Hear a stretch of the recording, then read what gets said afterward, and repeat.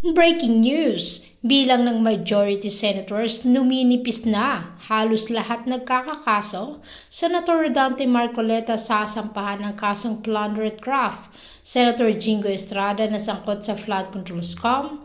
At ayon din kay Ramon Tulfo, susunod na kakasuhan sina Senator Bongo at Senator Mark Villar. Senator Robin maaari ding makasuhan ng obstruction of justice kung mapapatunayan na siya ay tumulong kay Senator Bato de la Rosa ang makatakas. Senator Bato de la Rosa isa ng fugitives at may warrant arrest galing sa ICC. Senator Chis Escudero dawit din sa flood control na itinuturong mastermind ni Representative Martin Romualdez. Lahat ng yan dito panoorin natin hanggang dulo.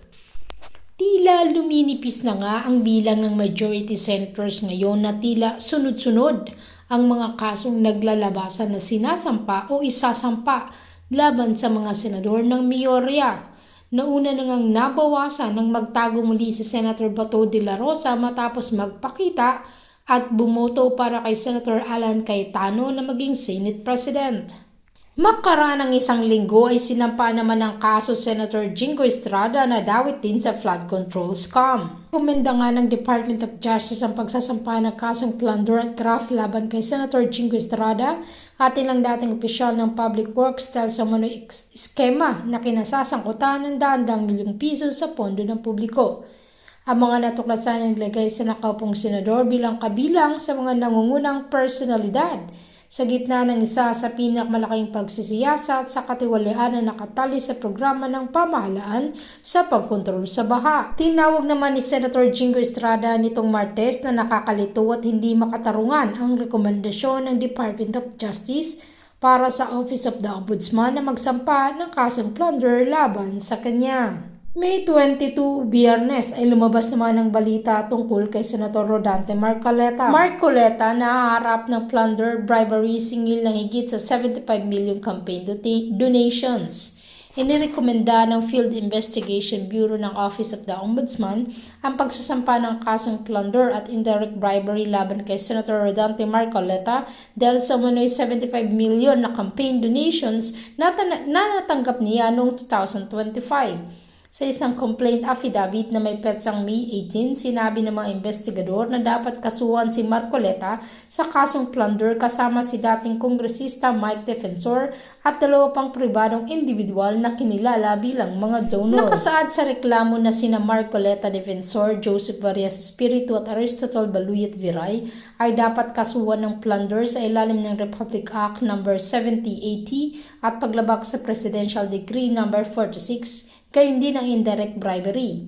Inamin ng mga investigador na inamin ni Marcoleta na nakatanggap ng tatlong magkakahiwalay na donasyon na nagkakalaga ng 75 million noong Enero 2025, 30 million mula kay Defensor, 25 million mula kay Espiritu at 20 million mula kay Viray. Nagtalo sila na ang halaga ay hindi na matuturing na isang ordinaryong gawa ng kabutihang loob at sa halip ay dapat ituring bilang isang tiwaling gawain na maaaring magbunga ng pananagutan sa kriminal. Inutusan ng Ombudsman ang mga respondent na magsumiti ng counter affidavits bilang bahagi ng sinasagbang preliminary investigations.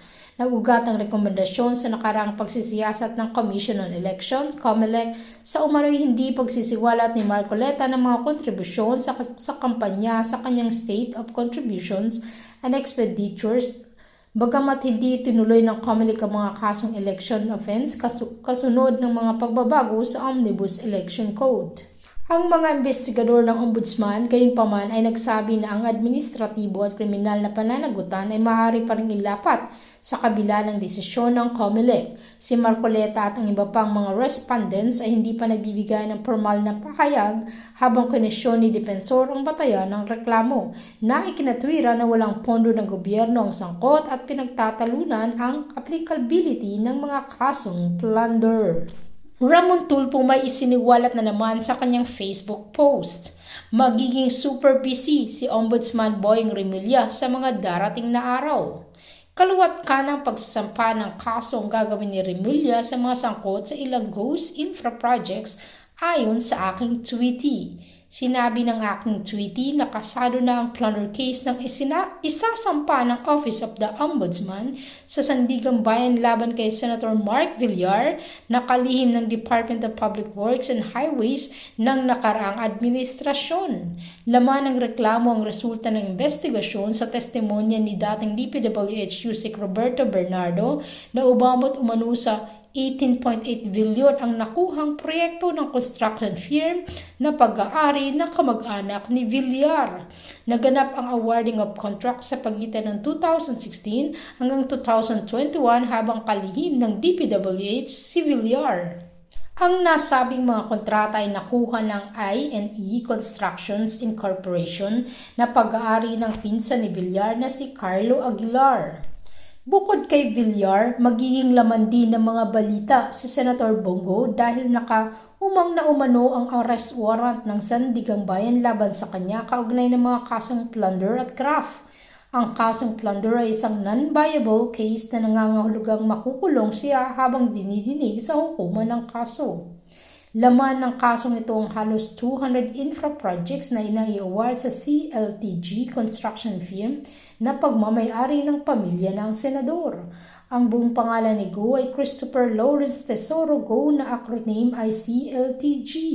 Sa record ng Ombudsman, naabot sa 7 billion ang nakuhang proyekto ng pamilya ni Go noong panahon ni dating Pangulong Rodrigo Duterte. Pagpapatuloy pa ni Ramon Tulfo na bukod sa CLTG may mga nakuha ring proyekto ang Alfrego Builders and Supply na pagmamay-ari ng kanyang kapatid na si Alfredo Go.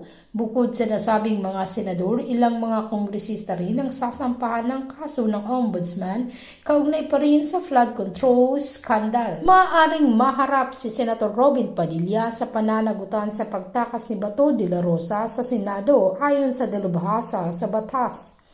Nagbabala ang isang eksperto sa batas na maaaring managot si Senator Robin Padilla sa pagtakas ni Senador Bato de la Rosa sa Senado habang ang isang mambabatas ay nagbabadya ng mga potensyal na kasong kriminal sa insidente. Matatandang inilagay ng Senado si De La Rosa sa ilalim ng protective custody para maiwasang arestuhin ng National Bureau of Investigation ng mga ahente may hawak lamang na warrant of arrest na inisyu ng International Criminal Courts. Sa kanyang bahagi, sinabi ni ML Party List Representative Laila de Lima na maaaring maharap si Padilla sa mga kasong kriminal. Sa ilalim ng Presidential Decree 1829, sinumang tao na kumupkop, nagtatago o tumulong sa pagtakas ng isang individual na kilala nila ay nahaharap sa isang kaso pang maiwasan ng kanilang pag-aresto at paglilitis ay mahaharap sa parusang hanggang 6 na taon na pagkakulong umultang mula 1,000 hanggang 6,000 pesos. Itinuturing na ngayon ng Office of the Solicitor General na si De La Rosa ay isa ng fugitive o pugante. Mariin namang itinanggi ni Senator Robin Padilla ang akusasyong itinakas niya ang kanyang kalyadong si Senator Ronald Bato de la Rosa matapos na nangyaring putukan sa loob ng gusali ng Senado noong gabi ng May 13. Ito ay sa kabila ng CCTV footage ng Senado kung saan makikitang magkasama silang lumabas ng gusali noong May 14 pasado alas 2 ng madaling araw.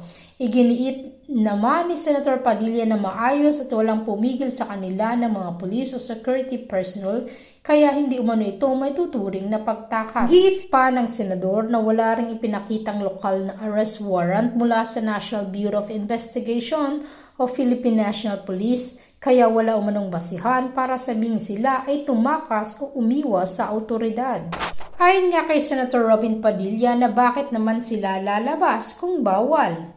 Inamin ni Senator Robin Padilla na sumabay sa kanya paalis sa Senado si Senator Bato de la Rosa noong May 14. Bumaba umano si Senator Bato sa Makati kung saan siya sinundo ng sarili nitong sasakyan.